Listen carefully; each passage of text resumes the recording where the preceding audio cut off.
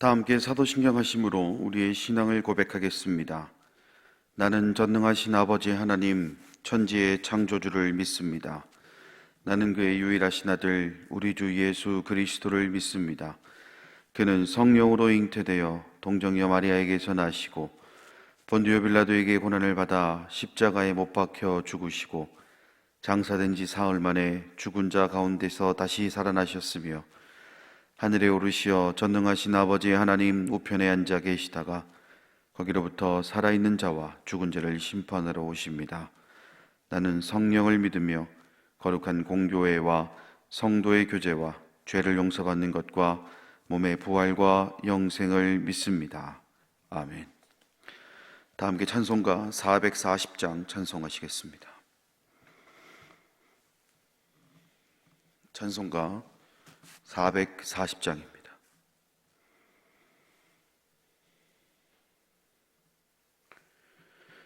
어디든지 예수 나를 이끌면 어디든지 예수 함께 가려네.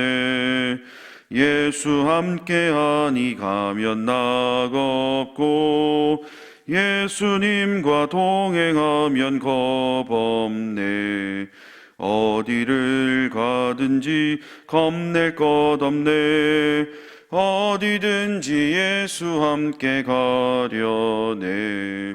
세상 친구 모두 나를 떠나도 주와 동행하면 외로움 없겠네. 가는 길이 위태하고 험해도 어디든지 예수 함께 가려네. 어디를 가든지 겁낼 것 없네.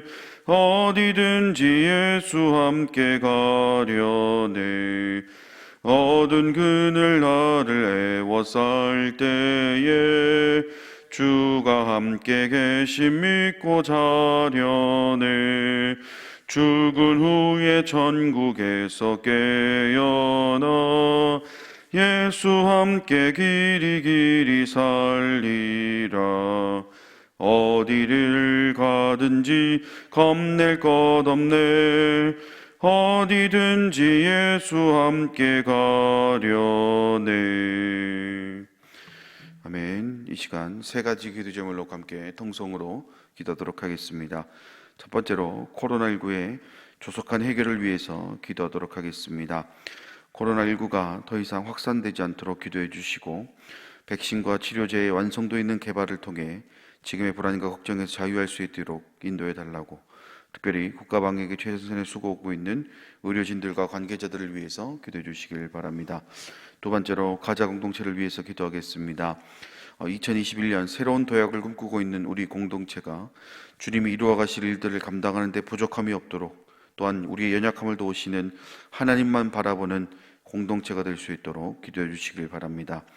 끝으로 지금 이 순간에도 병원에서, 요양원에서, 가정에서 주님만을 바라보고 병마와의 싸움을 이어가고 있는 모든 병약한 교우들의 회복과 또 그들을 케어하는 모든 돕는 손길들을 위해서 기도해 주시길 바랍니다.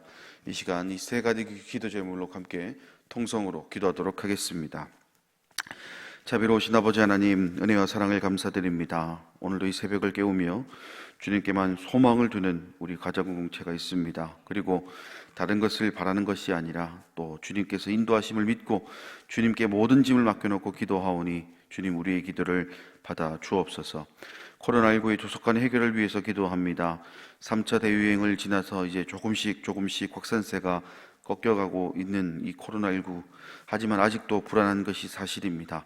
주님, 이 코로나19가 더 이상 확산되지 않도록 주님 인도해 주시길 원합니다.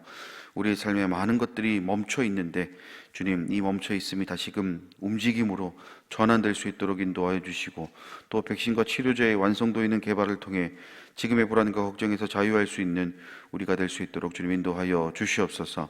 특별히 국가방역에 최선을 수고하고 있는 의료진들과 관계자들이 있습니다. 이 추운 날씨 가운데서도 방호복 속에서 땀을 흘려가며 열심을 다해 일하고 있는 그들을 주님 지켜주시고, 그들이 쓰러지거나 넘어지거나 엎어지지 않도록 주님 또 인도해 주셔서 이 사태를 잘 넘어갈 수 있는 또 이 나라 이민족 될 수 있도록 주님 인도하여 주시옵소서. 주님 또한 간절히 빌고 원합기는 가자 공동체를 위해서 기도합니다. 2021년 새로운 도약을 꿈꾸고 있는 우리가 지금 자리에 머물러서 정말 전진하지 못하는 그런 삶을 살아갈 것이 아니라 하나님께서 이루어 가실 일들을 감당하는 데 부족함이 없도록 각자의 자리에서 충분한 숨고르기의 시간, 말씀과 기도와 예배로 우리의 모든 것을 준비할 수 있는 우리가 될 수 있도록 인도해 주시고, 또 우리가 우리의 연약함을 도우신 하나님의 섭리를 기대하며 주님께만 소망을 두는 귀한 공동체가 될 수 있도록 주님 인도하여 주시옵소서.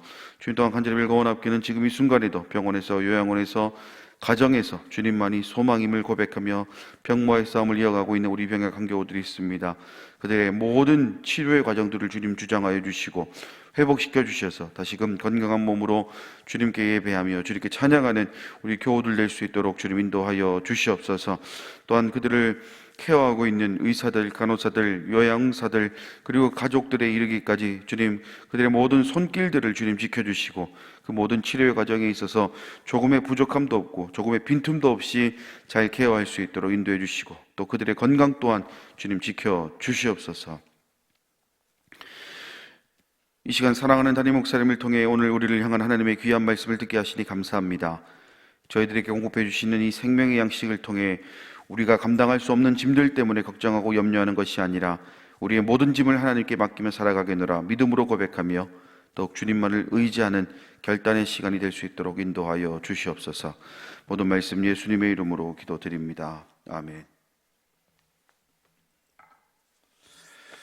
이 새벽에 우리에게 주시는 하나님의 말씀은 마태복음 3장 1절에서 10절까지 보도록 합니다. 마태복음 3장 1절부터 10절 말씀, 우리 한 목소리로 읽겠습니다. 1절부터 10절입니다.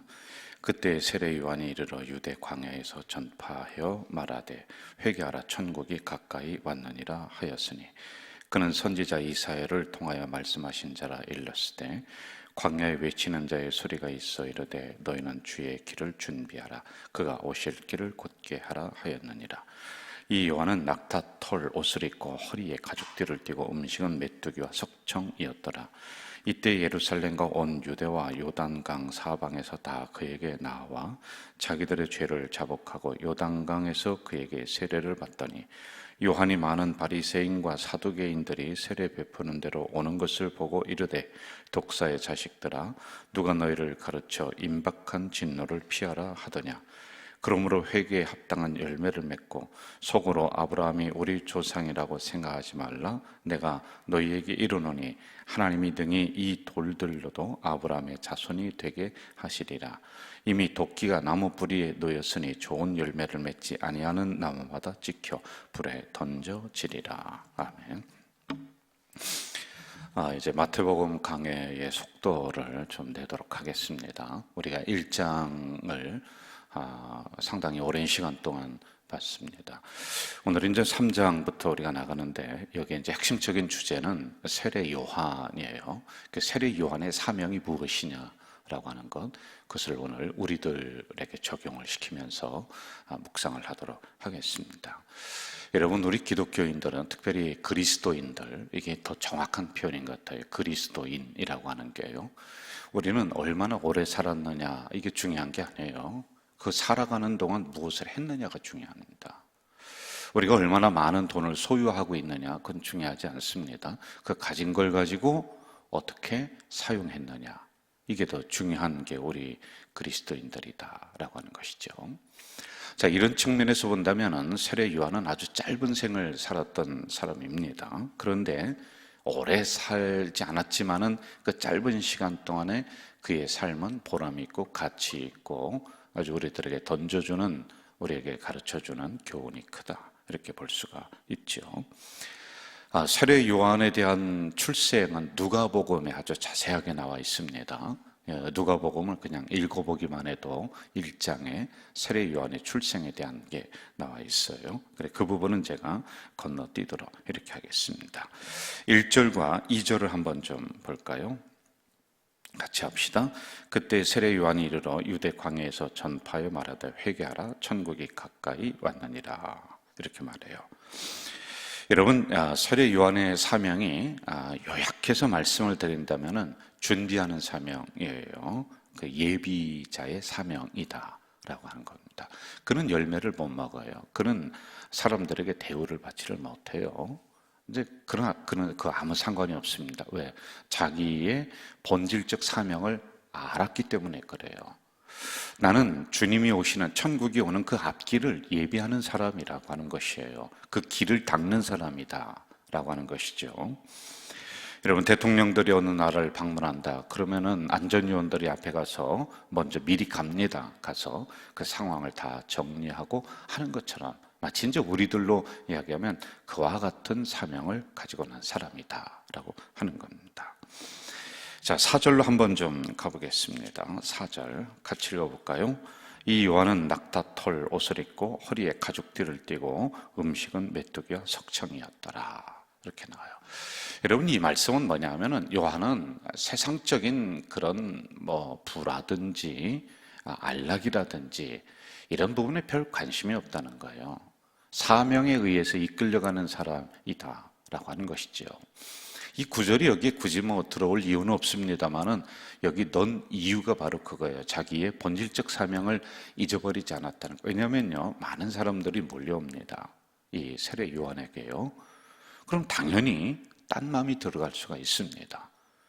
그런데 그는 늘 청빈하게 살았다라고 하는 것이에요.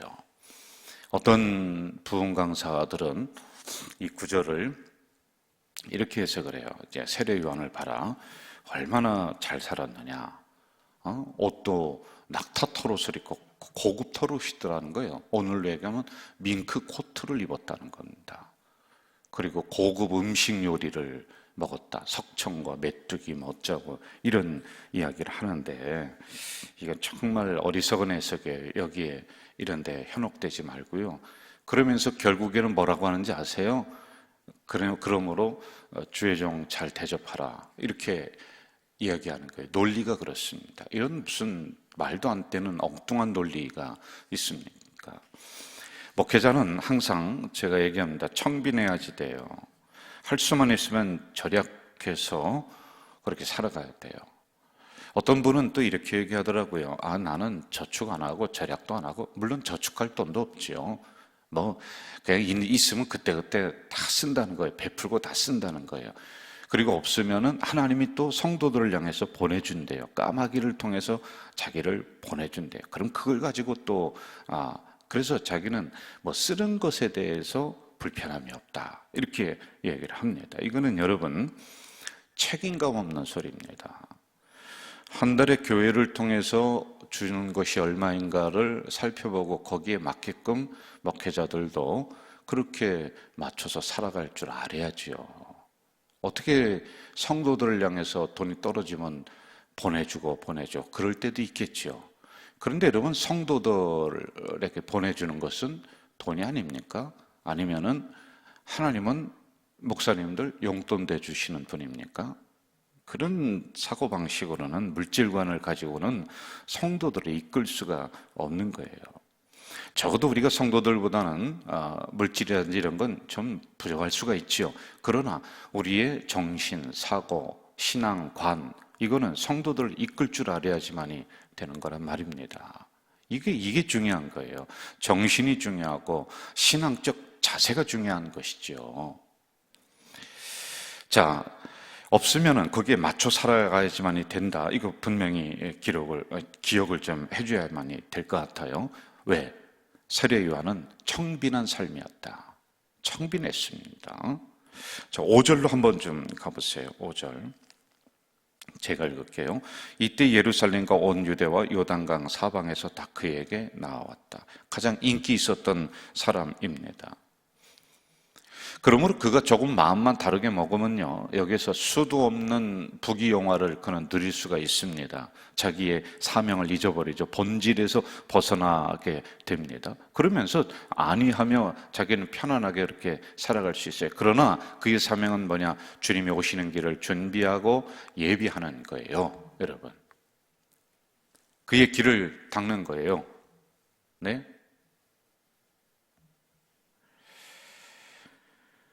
당연히 교만해질 수 있습니다. 당연히요. 그런데 그는 교만하지 않습니다. 자기 자리를 지키는 거예요. 방송실.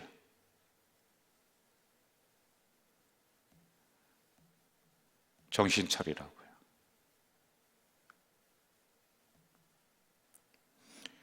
처음에 가졌던 자기의 위치, 그거 다 지킬 줄 아는 거란 말입니다.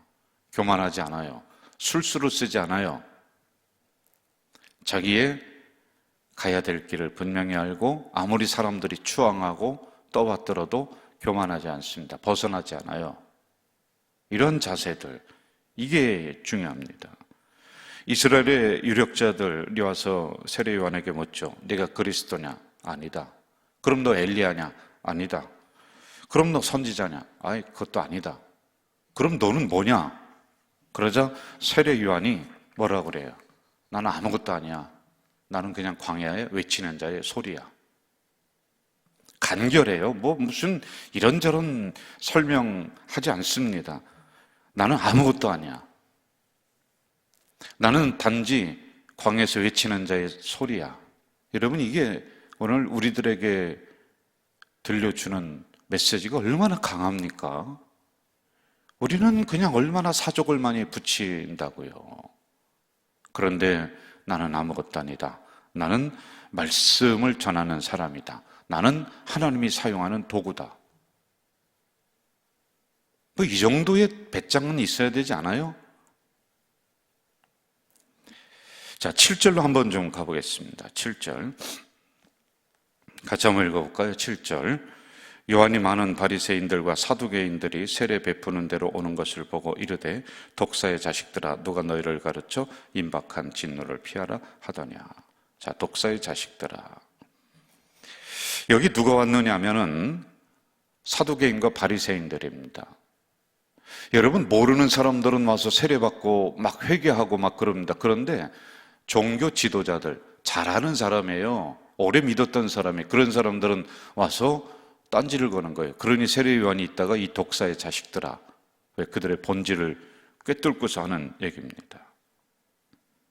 우리가 잘 알면 알수록 믿기 어렵습니다. 솔직히요. 교회 오래 다니면 다닐수록 사두개인이 될 가능성이 많고 바리새인이 될 가능성이 많아요. 누가? 여러분들이요. 목사들은 세례 요한의 자세에서 벗어날 가능성이 많고, 두 번째 7절부터는 우리 성도들은 화 있을진저 독사의 자식들아라고 하는 그 외침 속에 들어가 있을 가능성이 많다는 겁니다. 당연히 잘 알면은 그 말씀 받아들고 엎드려서 회개하고 눈물로 가슴치며 통곡해야지만이 되겠는데 이들은 이미 영적인 장님이 돼버렸습니다. 그래서 말씀을 받아들이지 않습니다. 자신들의 가지고 있었던 기득권이 포기돼야지만이 되는 상황들이니까 그 말씀을 거부를 해버립니다. 여러분, 선포되는 말씀이 나와 상관이 없습니까? 그건 누구를 향해서 하는 말씀입니까? 여기에 기록된 말씀이 정말 나와 상관이 없는 말씀입니까? 내가 회개해야 될 대상이고 내가 엎드려야 될 대상이고 내가 그 말씀을 받아야 될 대상이지 왜 나를 그 말씀에서 제외시키는 거냐는 거예요. 회개하라 천국이 가까웠느니라, 이 말씀은 바로 나를 향한 말씀이에요. 성경을 많이 아는 것도 중요합니다. 그러나 더 중요한 것은 이 성경 말씀을 내 말씀으로 받아들이는 것, 그리고 그 말씀대로 살아가는 것이 100번, 1000번, 10,000번도 중요하지 않아요? 성경 좀 모르면 어떻습니까? 그래서 하나님의 말씀이 내 심령 속에 살아 꿈틀대야 돼요. 내 심령 골수를 쪼개는 말씀이 돼야지만이 되는데 우리는 성경 박사는 됐습니다. 오래 믿었으니까요. 그러므로 세례 요한의 외침 속에 여러분이 들어가 있을 가능성도 배제할 수가 없다는 것이죠. 기독교는 학문이 아닙니다. 기독교는 체험이고 영접이고 하나님과의 일대일의 관계 이란 말이에요. 구경꾼으로 있지 마세요. 방관자로 있지 마세요. 판정하는 사람으로, 심판자로 여러분이 말씀을 심판합니까?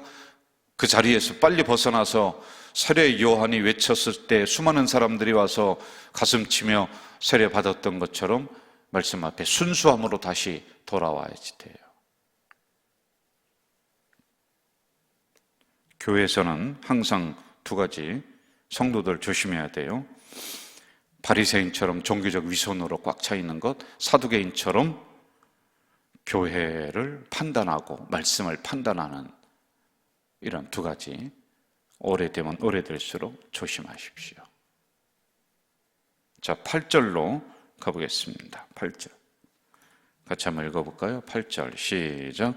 그러므로 회개에 합당한 열매를 맺어라. 신앙은 항상 열매를 요청을 하고 있습니다. 말씀은 항상 그 열매를 기록을 하고 있습니다. 회개도 거기에 따른 열매가 다 있어야 돼요.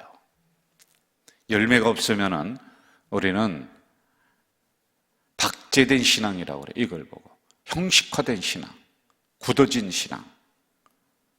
그래서 말은 풍성합니다. 그러나 그의 삶은 거기에 뒤따르지 않습니다.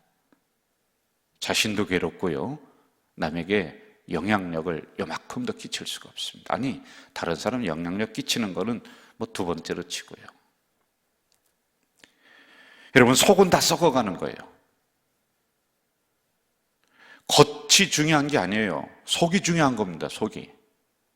그런데 열매가 없으니까 우리의 신앙은 어때요? 속은 썩고 겉은 화려해 보이는, 이렇게 되어버릴 가능성이 있죠. 말씀을 받았으면, 회개했으면, 깨달았으면 그것으로 그치면 안 되죠. 우리가 거기에 따른 열매, 실천이 있어야지 됩니다. 여러분, 우리 그리스도인들은 아멘은 잘합니다. 아멘 했으면 아멘대로 살려고 노력하십시오. 그것이 정당한 하나님의 자녀들의 태도입니다. 9절로 가볼까요? 9절. 속으로 아브라함이 우리 조상이라고 생각하지 말라. 내가 너희에게 이르노니 하나님이 등이 이 돌들로도 아브라함의 자손이 되게 하시리라. 여러분, 무엇이든지 자만하면 안 돼요. 나는 천국은 나는 직행 코스다. 나는 분명히 간다. 나는 하나님이 분명하게 구원의 이 반열에서 꼭 지켜준다. 좋습니다. 그런데 자만하지 마세요. 우리가 조금 은혜 받고 조금 기도 생활하다 보면은 어떤 생각 드느냐면은 내가 이제 여기에서는 졸업해도 되겠다. 우리가 성경 공부 조금 했으면 그건 초신자들이나 할 것이다. 평생 동안 목사인 저도 배워야 되고요. 여러분, 저도 지금도 제 책상에 가면은 책 서너 권씩 쫙 펴놓고 늘 보고 있습니다. 배워도 끝이 없는 거예요. 졸업이 어디 있습니까? 모태신앙이라고 해서 자연히 천국 갑니까? 남편이 믿음 좋다고 해서 자연히 천국 갑니까? 내 신앙의 자만심에서 우리는 벗어나야 된다. 이게 9절의 말씀이에요. 아브라함의 자손이라고 너희들이 당연히 복을 받을 것이냐? 아니다. 내가 이 돌들로도 그보다 더 중요하게 사용할 수 있다. 교만하지 마라. 자만하지 마라. 이 말씀이죠. 자, 이제 10절로 한번 좀 가볼까요? 10절. 이미 도끼가 나무 뿌리에 놓였으니 좋은 열매를 맺지 아니하는 나무마다 지켜 불에 던져지리라. 긴급성을 지금 선포를 하고 있습니다. 세례 요한이 그의 기간이 짧습니다. 이제 얼마 있으면은 이 말씀을 전하다가 그는 죽습니다. 그러니 그의 메시지는 강하고 긴급할 수밖에 없다라고 하는 이런 배경이 좀 있는 것 같아요. 자, 11절 보면서 마무리를 좀 하겠습니다. 11절. 나는 너희로 회개하기 위하여 물로 세례를 베풀었거니와 내 뒤에 오시는 이는 나보다 능력이 많으시니 나는 그의 신을 들기도 감당하지 못하겠노라. 그는 성령과 불로 너희에게 세례를 베푸실 것이요. 얼마나 여러분 멋진 모습입니까? 처음에 그가 가졌던 그 자세 그대로 유지합니다. 나는 준비하는 사람이다. 철저히 자신을 내려놓고 예수 그리스도만이 나타나게 하는, 그 주변의 사람들이 수도 없이 몰려왔는데도 자기의 본연의 사명을 잊어버리지 않습니다. 나는 예수님의 신발끈 푸는 그 역할이다. 이것이 여러분 우리가 교회 안에서 신앙생활하면서 가져야 될 신앙적 자세입니다. 우리는 종종 내 기분에 맞지 않으면 신앙이건 교회건 다 뒷전으로하면서 자기 혈기를 부리고 자기 마음대로 말을 하고 하는 경우가 있지 않겠습니까? 그런데 여러분, 그런 부분들, 진실한 일꾼들은 내려놓아야지만이 됩니다. 나는 아무것도 아니다. 오직 그리스도만이, 예수님만이 드러나야지만이 된다라고 하는 이런 자세여만이 됩니다. 오늘 우리는 아주 중요한 부분을 이 새벽에 묵상을 같이 했습니다. 오늘 받은 말씀 가슴에 새기면서 우리도 그러한 자세로 살아가기를 주 이름으로 축원합니다. 전능하신 아버지 하나님, 오늘 이 새벽에 연약한 저희들을 깨워주시고 하나님의 귀한 말씀을 받게 하시니 감사합니다. 하나님, 우리도 세례요한처럼 주의 종들이 그리 살게 하시고, 또 우리 성도들 오래 믿었다고 하지만은 순수한 신앙으로 다시 돌아갈 수 있도록 인도해 주옵소서. 혹시 바리새인, 사두개인과 같은 자세는 아닌지 스스로를 깊이 살펴보는 우리 성도들 이 새벽에 될 수 있도록 주여 역사해 주시옵소서. 예수님의 이름으로 기도하옵나이다. 아멘. 하늘에 계신 우리 아버지, 아버지의 이름을 거룩하게 하시며 아버지의 나라가 오게 하시며 아버지의 뜻이 하늘에서와 같이 땅에서도 이루어지게 하소서. 오늘 우리에게 일용할 양식을 주시고 우리가 우리에게 잘못한 사람을 용서하여 준 것 같이 우리 죄를 용서하여 주시고 우리를 시험에 빠지지 않게 하시고 악에서 구하소서. 나라와 권능과 영광이 영원히 아버지의 것입니다. 아멘.